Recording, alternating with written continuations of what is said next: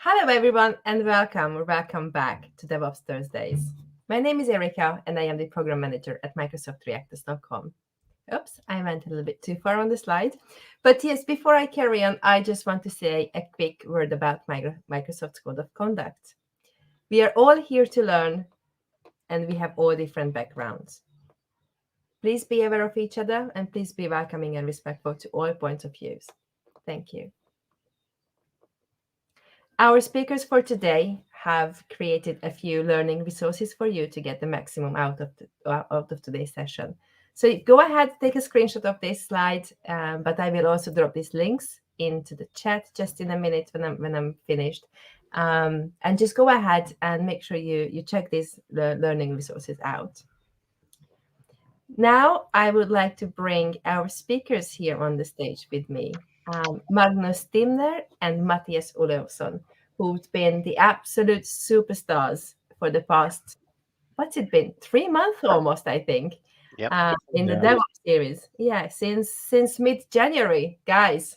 2 months, but still. It's a long time. And I just want to say a huge thank you for being with us. And yeah, wrapping up Season 2 today. Season 2 it's been all about GitHub. So yeah, we're wrapping it up today. Thank you so much for being with us. It's hugely appreciated, and you have definitely made a huge impact on our community. Thanks, Rick. It has been great being here. Yeah, thanks. It's fun. It's definitely been a great fun, and I'm so looking forward to working with you again in the future. So yeah, wrapping up Season 2 and some more GitHub for today. And you're going to be talking about Codespaces and how to work with Codespaces. So yeah, the session is going to run for about 45 minutes or so. So yeah, I'm just going to put myself in the background, but I will be here if I'm needed, and I will add. Yeah, great. Yeah, I'm adding your screen here. To get it started. Yeah, perfect. Thank you, guys. I see you soon. Great, thanks. Yeah, so I guess welcome back, some of you, and nice to be here again with you, Magnus. Yeah, you do. Yeah, thanks. So today we're going to dive a little bit deeper into a topic that we've touched on a few times in the other sessions, where we used a tool called GitHub Codespaces to simplify our development environments. So that's the topic for today. And again, type any questions you have in the chat. We'll wrap it up at the end to go through them, unless we have time to answer them during the session. But otherwise, we'll summarize and ask questions or answer questions at the end. So let's see. So today, the goals with this session is to go through what Codespaces are, to make sure you understand what it can be used to, the use cases for Codespaces. And then we're going to run a couple of demos, or a number of demos, to show how to set it up in your GitHub organization, and then specifically in your projects, so you can use this new capability.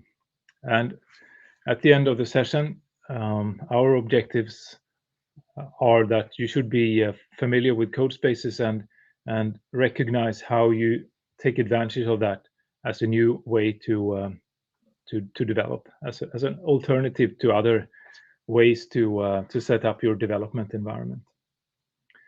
So this is maybe a little bit cryptic or abstract right now, but the objective is to make all of you aware of Codespaces and what it is. And we will unveil little by little by going through the topics in this presentation.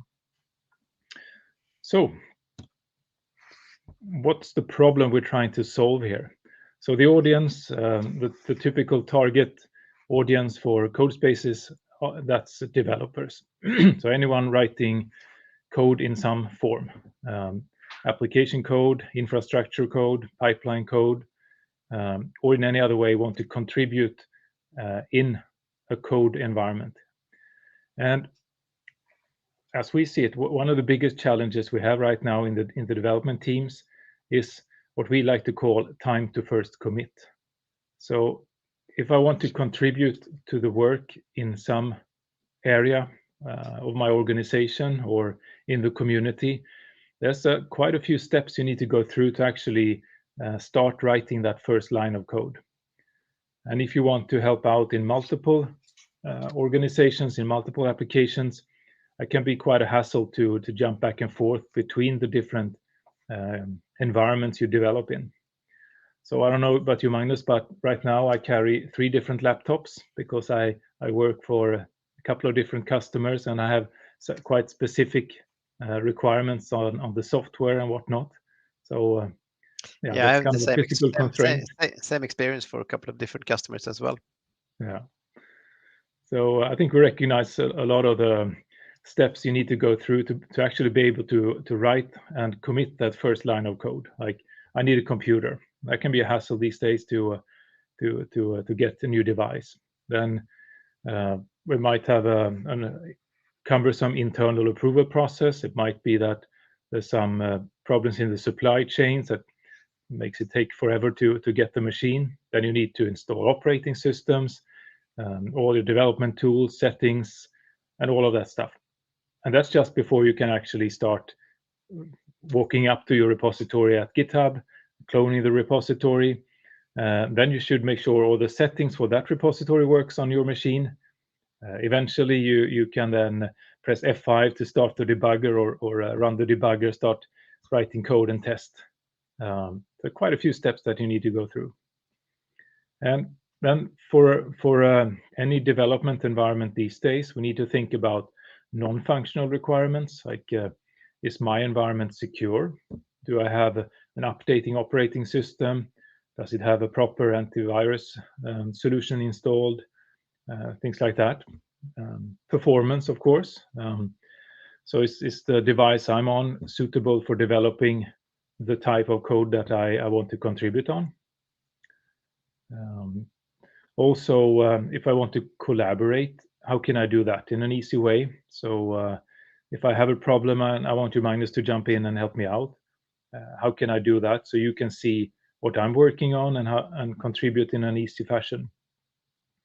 So there's a lot of hurdles in getting a productive development environment in place, and we really want to make it not a 2-week or 2-month thing to get started. If I want to just walk over to my colleagues and help out in their code, it should be just a matter of minutes, in our opinions. So how can we fix this, Magnus? Well, we have a couple of different options, but before we start talking about Codespaces, I would like to show you some other ways we can do it. So could you open? Maybe you have a demo project we could use. Yeah, of course. I just need to figure out where I did. Where I put the browser. So here it is. Yeah, so that's another hard thing that you have to. If you have too many screens, you need to figure out where to. Yeah. So here we have a project, and I mean, one way to do it would actually be just to edit the files from here. But of course, that only works with Markdown, and I mean, you don't do any real coding here. But that's an option, but it won't really do the job. Another cool thing is, many people don't know, you can just press dot here. Can you do that and see what happens? Let's see. Okay, dot. And then you actually get a web-browsed development environment. It's not really fully functional what you would like to do with it, with the debugging and everything, but you can actually edit your code here, and you can add some extensions and do your coding and commits. So it's quite cool. And actually, you can do this if you have an Azure DevOps project as well. So if you're in Azure DevOps service and do the same thing, it will open everything in a browser. So I mean, it's quite okay. Yeah. But we don't really have the full fidelity development environment. So let's go back to the slide with Codespaces, and I'll give you a rundown what Codespaces is. Cool. So this is, I see all the code in the repository. I can change things, and I assume if I hit enter here, I can see that I got the Git integration as well. So yeah, that's nice. But it's just an editor, like you say. Yeah. All right. So let's go back to slides. Codespaces is a little bit different. It's a cloud container-based development environment that actually gives you everything you have in Visual Studio Code, and it actually integrates with Visual Studio Code as well. So if you have extensions that you have installed locally on Visual Studio Code, it can actually, I mean, it replicates the settings, so you can have the same development settings there. And I mean, you can open it in a browser on any device. I mean, you can do it on a phone, but that you can't sit on a phone and develop. But if you have a big iPad, that would work as well, or any machine. And you'll get it up and running in seconds. And I think Matthias will show you that in a few minutes. And you have a selection of fast VMs you can run on, and anywhere from, I think, 2 cores to 32 cores. And I know that GitHub themselves use this to actually develop GitHub. I think they, from cloning a repository in 40 minutes, they got it down to a minute or 2, I think. So a huge difference. Yeah. And the data is stored in Azure and not on your local machine. And you can actually select to open it on your local machine or in a Codespace, but it works with the cloud data anywhere. And it uses a pay-as-you-go model. And you can also actually add your own base image. So you can, with the settings of tools and stuff you want to have available whenever you open a Codespace. So maybe you can tell us about how it works before we show how it works. Yeah, so a little bit more on what's happening on the back end here. So like you could probably expect from a solution like this, the heavy lifting is done on the server side.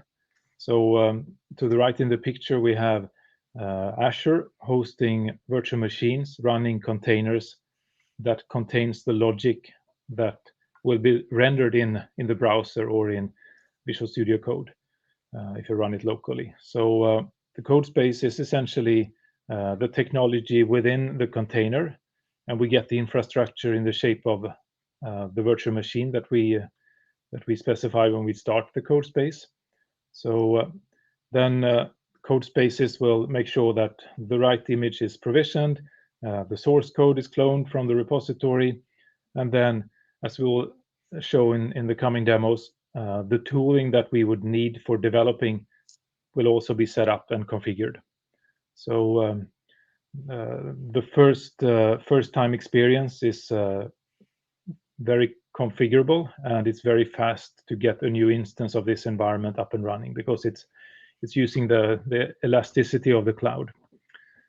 And then when we develop, everything is kind of remoted back to this virtual machine or the container. So like Magnus says, you don't have to have a fancy front-end machine to develop. Best case or worst case, depending on how you see things, you only need a browser. Yeah, we'll come back to that if this is a general purpose solution or if it's more suitable for certain scenarios. But we will discuss that. As usual, it depends. But yeah, we'll show you what it's all about. So this is kind of what will happen on the behind the scenes, and now we want to show how to get into this environment. So if you want to activate Codespaces for your GitHub organization, first you need to have GitHub for Teams or GitHub Enterprise, one of those. So far, I guess that will change. So Matthias, could you open our demo project again and let's show the guys or the people listening how we can get this started. So first you open your GitHub organizational settings and you go to settings. And there you actually have a tab with Codespaces. And there's some general stuff you can do. You can allow it for all members or selected members if you want to. You can even allow outside collaborators to use it as well. You can allow it for all repositories or selected repositories. That's a good way to control, if you want to control. I mean, in our organization, we set it up for everyone, so everyone can use it if they want to. Could you click on policies too, please? Here we can say, please, create policy there. And here we can create a policy for the kind of machines we can use. We can add constraints here. So we can, if we don't want people to use the most expensive or the cheapest machine types, we can disable or enable what we want here. Because think of costs. And there are also some other policies coming. If we back one step, yeah, we have port forwarding that we can do something about. I'm going to talk about that later. And also the default idle timeout. So Codespaces is active for 30 minutes if you don't do anything, and then it deactivates. You can change that if you want to. Cool. So that's basically how you set it up for your organization as an organizational owner. And if you have an enterprise with several organizations, you can set up policies on enterprise level as well. Yeah. But like you mentioned, this is a pay-as-you-go type of service. So it's attached to billing, and then you can set some quotas on how much you want to consume and all that stuff, I assume. Yeah. Yeah.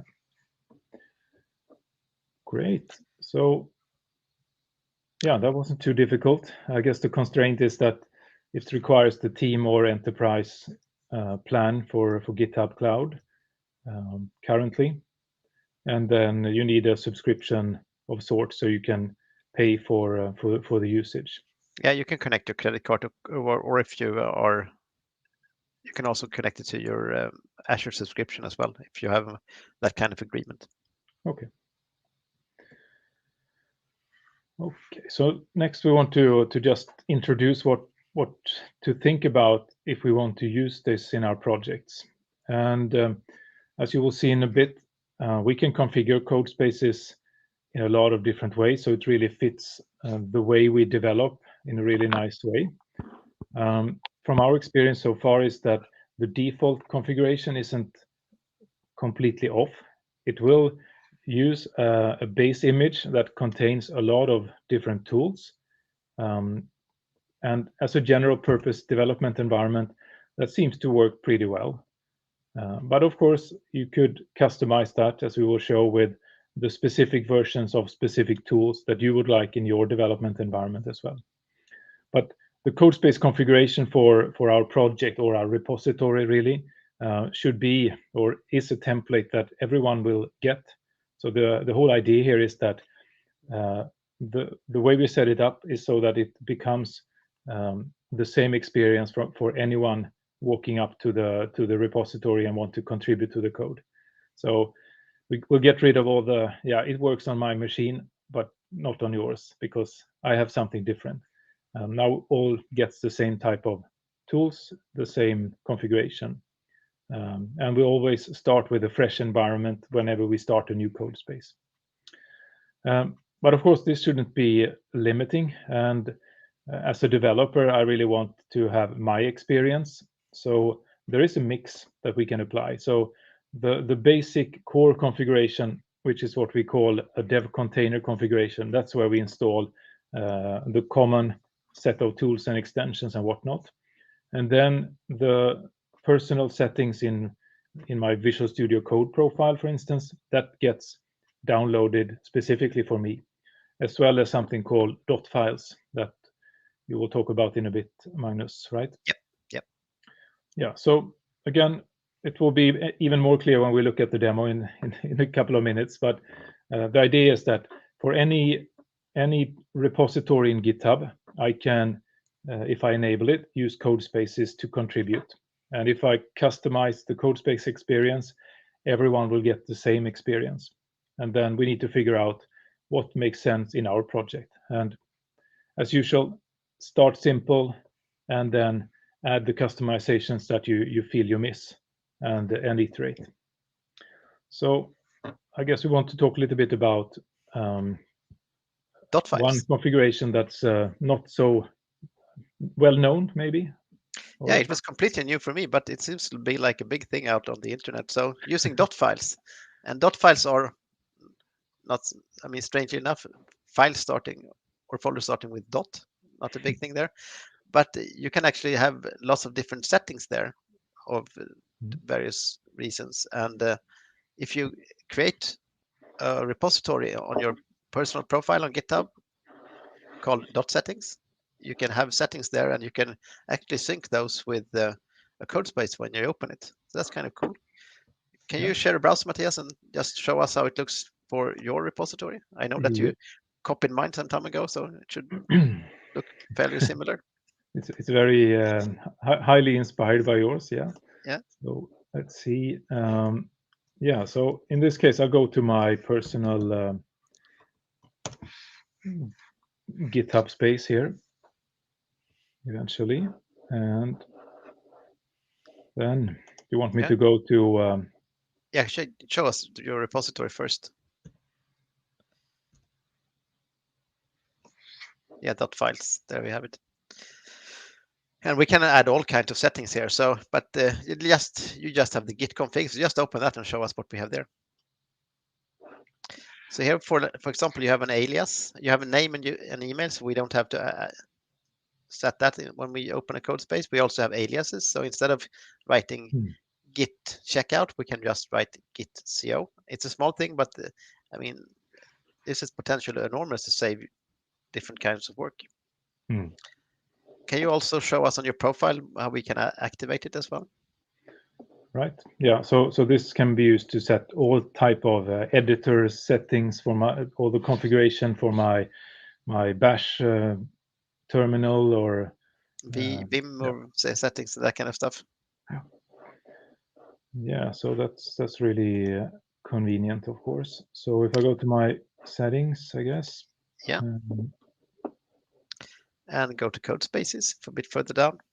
Yep. And here we can select if we want to automatically install .files from our .files repository. So it's not harder than that. There are also some other settings with secrets, security, and if you want to have a personal timeout of something else than 30 minutes. You can also have a default editor preference, and you can select if you wanted a special region where you have your code space. Otherwise, it's set automatically for you, depending on where you are. Yeah, just go and explore. Yeah, so that's Codespaces for you. Nice. So .files, yep. Anything environment wise that we can configure, we should be able to find a .file profile for that then. Yep. Awesome. Okay, so now we talked a lot about the different things that we want to be able to enable in a generic development environment.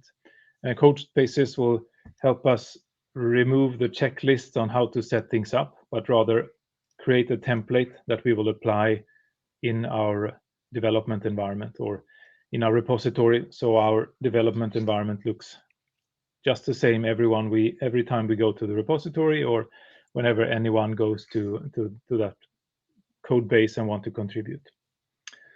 So with that, Do we finally have a demo now? Yeah, we finally have a demo. Oh, you did a couple of demos, but yeah. But anyway, we finally have. We're going to show Codespaces now. Yeah, this will be a big thing.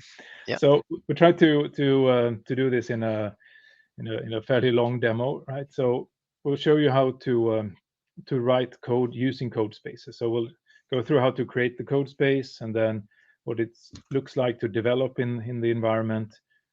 Try to do a little bit of collaboration and do all the different tasks that you typically do to come to the first commit. Yeah, so we'll play around a little bit in Codespaces and show what is all about. So if I can see the browser again, I'm going to jump into the repository that we have. And since we have enabled Codespaces in this organization and didn't limit it to this repository, the easiest way to access Codespaces is to go to the code menu. And usually you only have the local tab and you get some hints on how to clone the repository to your local machine, but then you need to have a machine. So with Codespaces, you essentially just have to have a browser, and then I can go and create a new Codespace. And then I already have a couple since probably tried something out earlier. But I'll go ahead and just create a new Codespace here. I can choose from the different versions that are available to me. I'll pick the fancy one here and then create the Codespace. So now we're kind of starting the clock. So this is the time it takes to get a brand new development environment to contribute to this repository. And this is in contrast to going to your boss, requesting or asking to get a new device, ordering the device, installing the operating system, installing all the different tools, and eventually cloning the repository and be up and running. I think that was about 21 seconds. Wasn't too bad. Yeah, I'll come back to that. I'm also using a custom image, so it's not the plain vanilla one, which actually is what it says here. Welcome to Codespaces. Very nice. Thank you. You're on a pre-built Codespace. Talk a little bit about what that is. Yeah, now I'm here. I have the code. Have the editor, and it actually looks pretty similar to the web editor that you showed earlier, Magnus. Yeah, but I see there are some differences, right? Yeah, so I have a terminal. That's a big difference. And apparently I have some tools here as well. And since this is .NET code, I guess I can do a .NET build. Yeah, turns out I do. So can you run it as well? I suppose. So I guess we'll jump back to you explaining how we develop in this. But as you can see, we have a running development environment now in this Docker container on this nice 32 core virtual machine backing this up. So yeah, this is pretty powerful. This looks like I expected it, and I guess if I do this git commands like the git what was it, gc, I get the git alias from my dot files because they were downloaded when we started the Codespace. I can log into or I have logged into my profile, and if I want to, I can enable settings synchronization and get my Visual Studio Code settings flow over to this environment as well. And then in this case, we're working on a .NET application, admittingly a fairly simple one so far, but it is a .NET web application and it's built for .NET 6. So not everyone would have .NET 6 installed on their local development environment, but now with the Codespace, you just walk up to the repository, open a new Codespace, and there we have it. Right on the prompt, I can start developing in this environment. And the same would go for TypeScript or JavaScript application or Go language or whatever type of language that can integrate nicely with a text-based editor like VS Code or whatever you would prefer. Then the way we can customize the experience is by using a dev container file. And in this repository, we already have one that's been committed and used for this custom Codespace. But this is essentially a settings file that the environment will read and then apply the configuration in this file when it starts the environment. So in this case, it says that this should be built on a Docker image that uses the 6.0 version of .NET. And we don't really have time to explore that fully, but there are a bunch of different base images with the appropriate tooling that can be used as a starting point. Then we can install certain extensions in Visual Studio Code that we want everyone that's contributing to this repository should use. So in this case, we have the C# extension, and we have the live sharing extension installed, which means if I go to extensions, I can see that there are a couple of new installed ones. So we're using the same.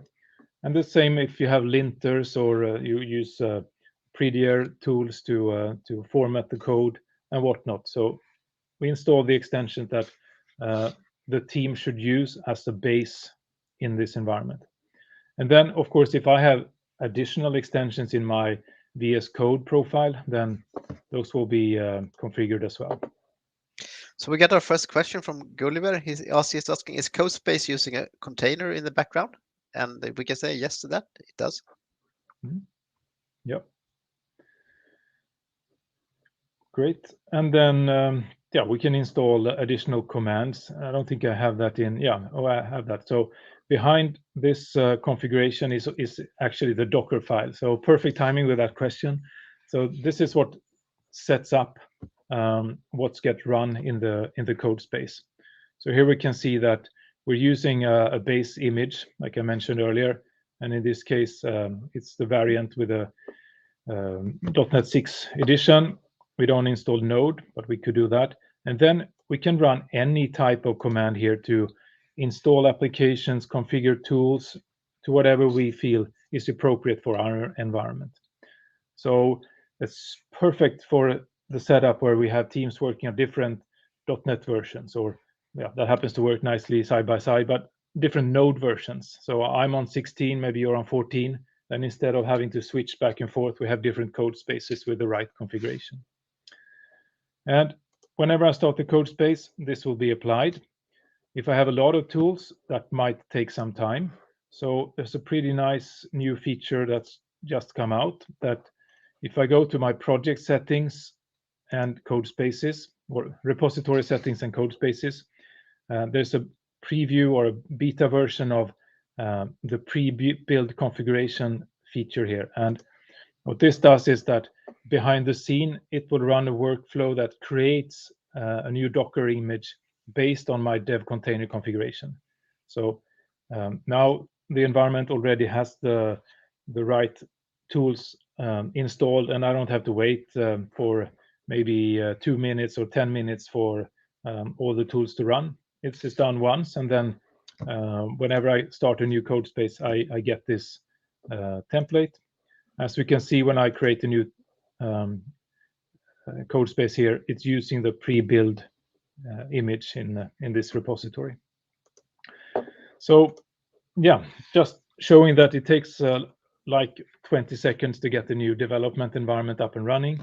It's fresh every time. It's using the consistently defined settings in the dev container together with VS Code profile settings and the .NET or .file settings. So I'm thinking maybe, Magnus, you could show me a little bit how we actually write code and contribute in this environment. Yeah.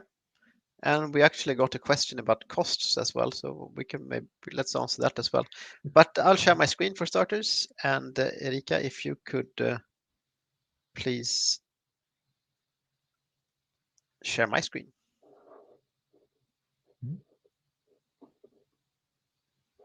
Perfect. And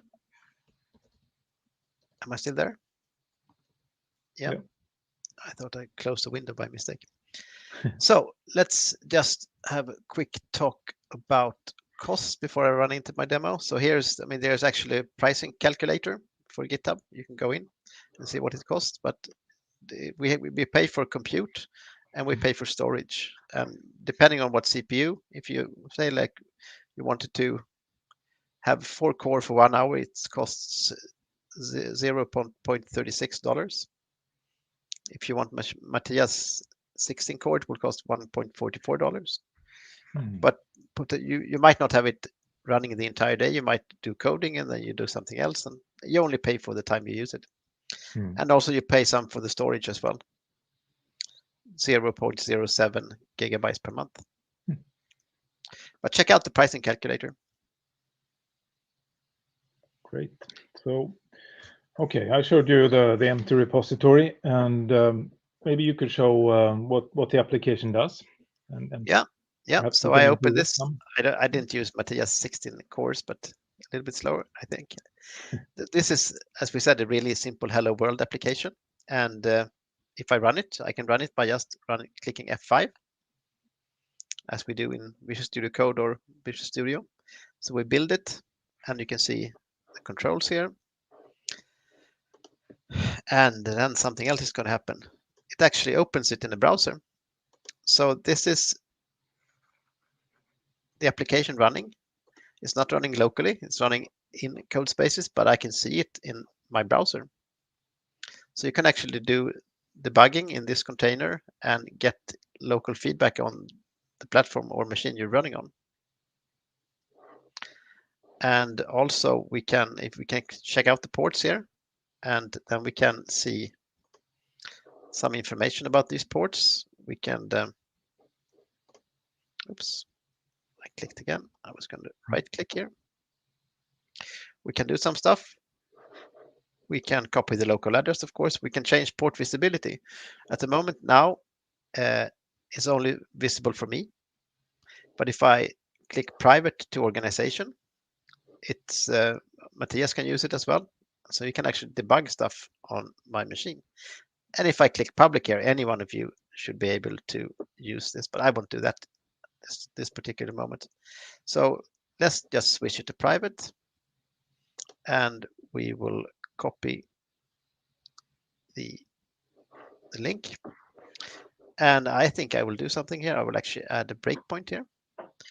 And then I will send Matthias the link through Teams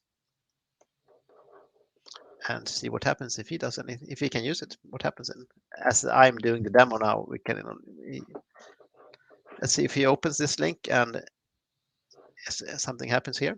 Yeah. Okay, I got the link. Looks like a really nice URL. So I click on that. All right. So it's just waiting now for me. What is now we see. happening? So yeah, there we got it. I actually had my breakpoint here, so we can see that Matthias is running the application and debugging is happening in my Codespace. So we can actually collaborate a little bit about testing here in our fantastic Hello World application. So I'll just keep it running here. Yeah. Yeah. Now it came back. Great. Yeah. So, but I think this is a little bit lame. It means Hello World. How fun is that? So I have another sample. I wouldn't say it, but it's much more exciting. But we have a feature that is at least a little bit cooler. So we have Hello Codespaces. Ooh. Yeah. So let's run that and see what happens. We have the terminal here, and we will run it with F5. So this is the feature branch we prepared before this demo, and we still, okay, we had that debug session. And we open it here, and we have the new version of the program running. So I think this is much better, and I want, of course, for us to be able to use this. And I'm going to create a pull request for this and pull it back to master. And we have full GitHub integration from Visual Studio Codespaces here. So I'll just click the create pull request symbol here. And we have, okay, we have a source and target, and we have updated welcome message. Yeah, correct. And I think we'll just create this pull request.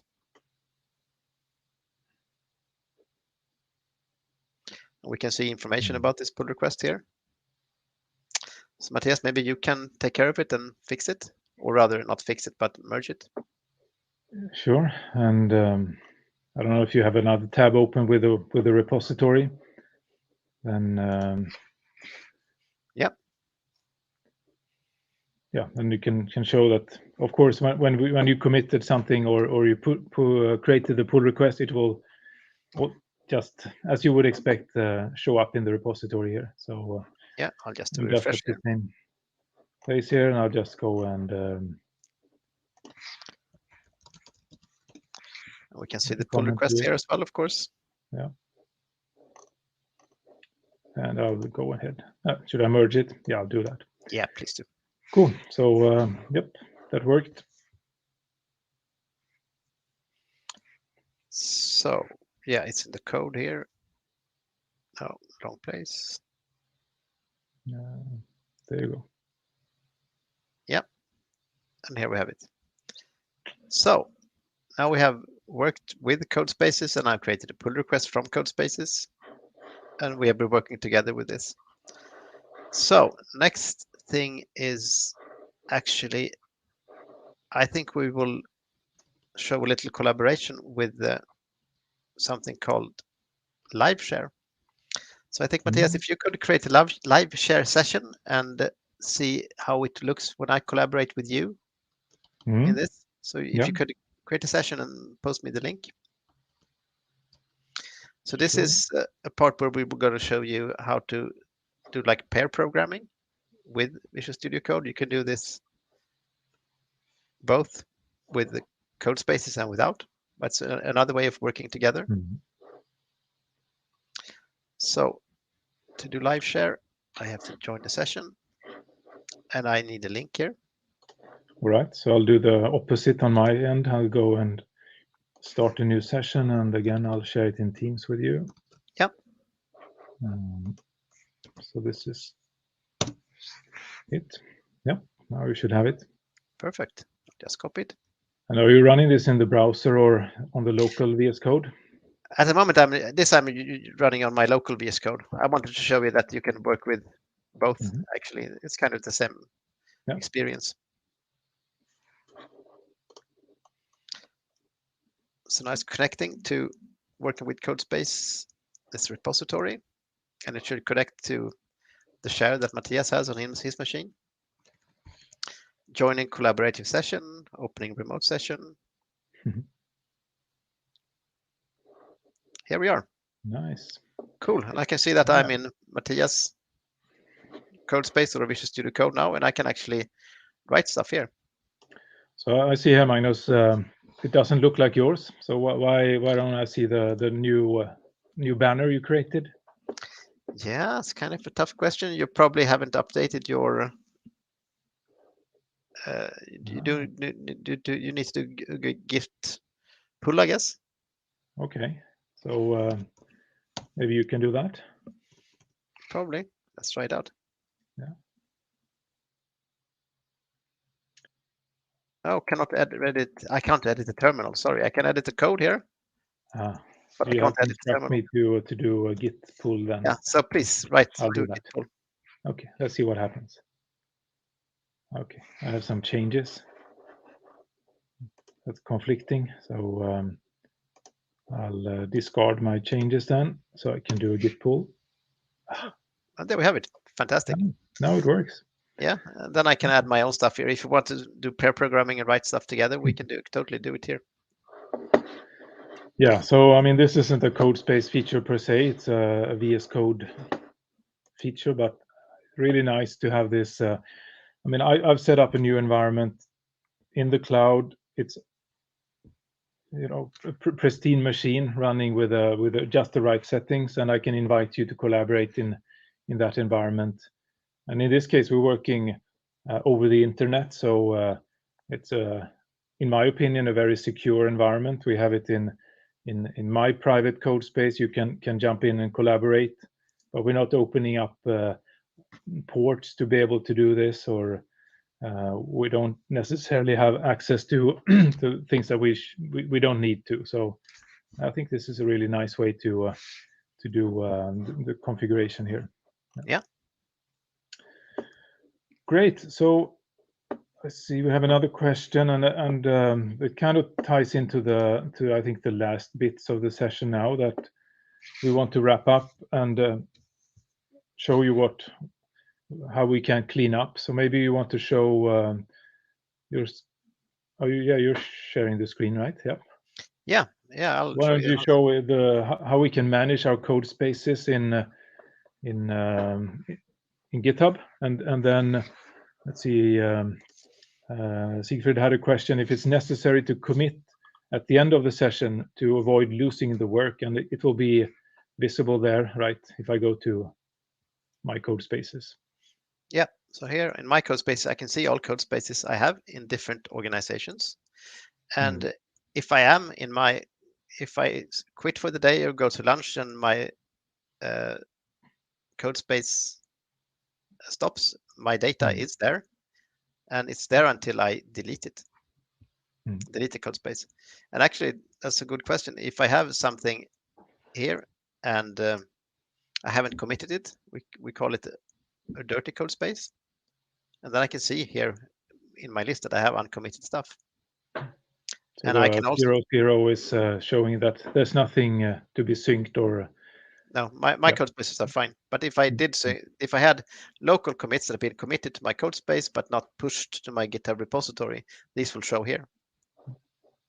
And if I had that kind of stuff, I can actually export it to create a branch in my GitHub repo as well. So if I don't want to open the code space again and do the push to the repository, I can actually export it, the changes to a branch. That's nice. Yeah. Great. But I should actually have done a lot of demos and training, so I should probably clean this up. But all of them are stopped, so it doesn't cost that much. But it's actually the disk anyway. So yeah, you pay for the storage, but yep. I mean, we set a quota in this demo environment for not so much, and yeah, we usually spend half of that. So I can agree that the idle or the high rated code spaces they don't consume much resources. So Great. shall we back jump to the back? presentation? Yep. Yeah, maybe I can share it here. Yep. And let's go back to the end here and the summary. So, Matthias, could you walk us through the summary?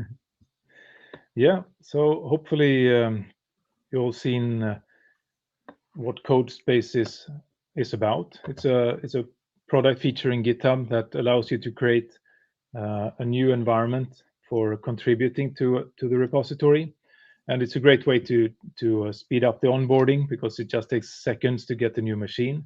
We can generalize how the environment looks, so everyone gets the same experience, and it's also possible to get a more secure development environment, in our opinion. Like we know that it's running on a patched operating system. It's environments that don't have access to things we don't allow, and it's my private machine, so no one gets access to it unless I invite someone to contribute. Great for inner source, so there's no hurdles for me to jump in to work with another team because they're on a different node version, or I don't know how to set up their local development environment.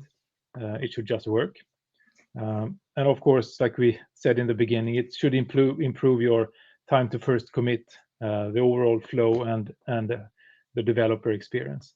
And yeah, we've been working with this for some time now, and yeah, it just works.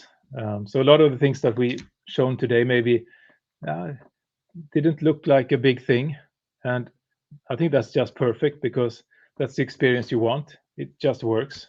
You go to the repository, you start the code space, you hit F5 for a .NET application, and you're in the debugger.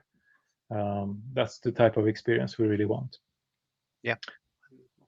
We got one more question. We got one more question. Can you do shelf set? And a shelf set is a Team Foundation version control term, and it's actually like kind of a mini branch. So when you do a branch in the code space, you can create a new branch there, and that actually gives you kind of the same functionality as a shelf set. So yes. All right. So I think we have a couple of links in the next slide. Yep.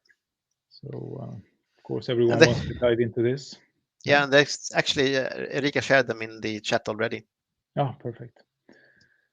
So yeah, we definitely recommend taking some time and explore this. It's really groundbreaking in many sense. Yeah, you save a lot of time. Yep.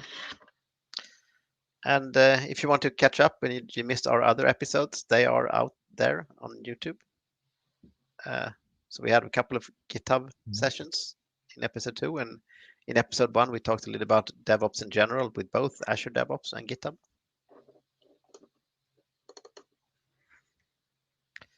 And so we have, I think. Yeah, so we have time for questions. If anyone has anything more to say or ask us.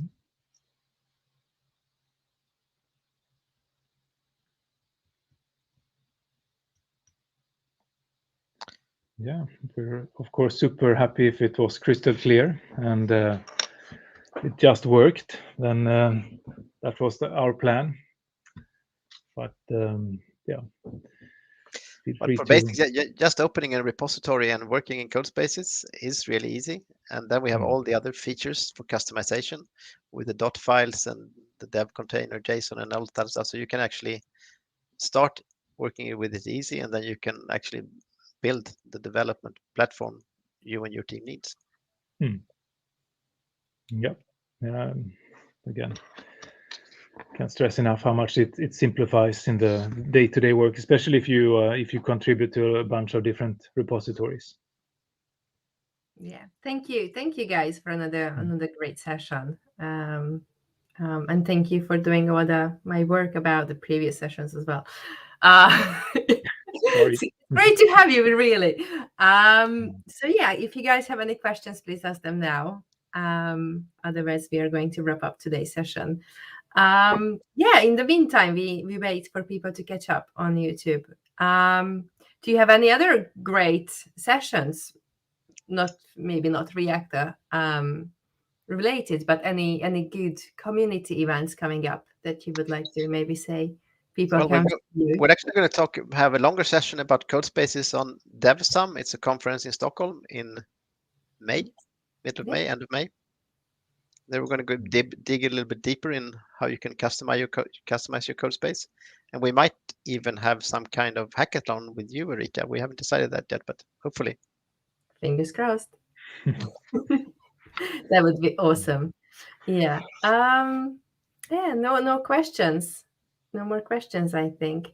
So yeah. In that case, I just want to say once again a huge thank you, Magnus and Matthias, to you both for the past 2 months. It's been great, and I am pretty sure that we will do some good things together in the near future again. So yeah, thank you so much, and I wish you a great evening. Thank you, guys. Thanks. Bye. Out there, thank you for being on this journey with us, and yeah, hope to have you with us again in the future. Thanks. Bye. Bye. Bye-bye.